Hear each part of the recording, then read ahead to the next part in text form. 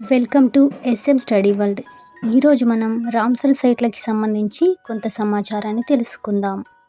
2026 జనవరి 31న 2 చిత్తడి నేలలకి రామ్సర్ గుర్తింపు రావడంతో భారతదేశంలో చిత్తడి నేలల సంఖ్య 98కి చేరుకుంది.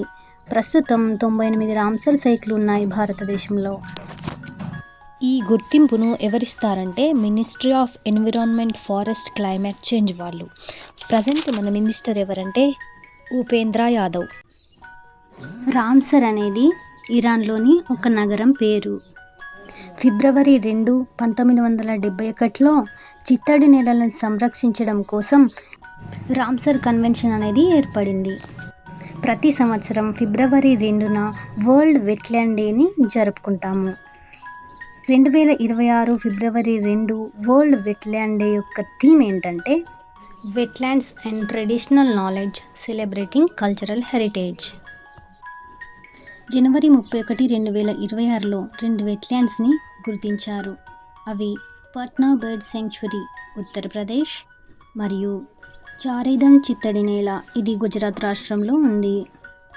ఈ 2 చిత్తడి నేలలను జనవరి 31 నాడు చేర్చారు.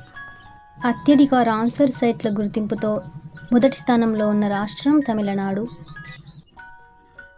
తర్వాత స్థానంలో ఉన్న రాష్ట్రం ఉత్తరప్రదేశ్. అక్కడ మొత్తం 11 చిత్తడి నేలలు ఉన్నాయి.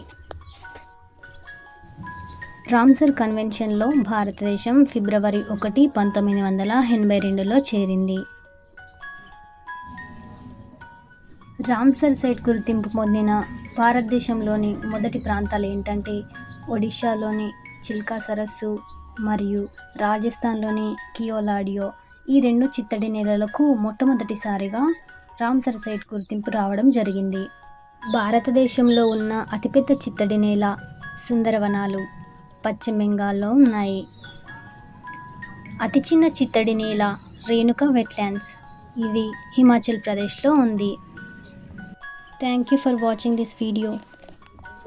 ఈ వీడియో కనుక మీకు ఉపయోగపడిందనుకుంటే like, share and subscribe to SM study world.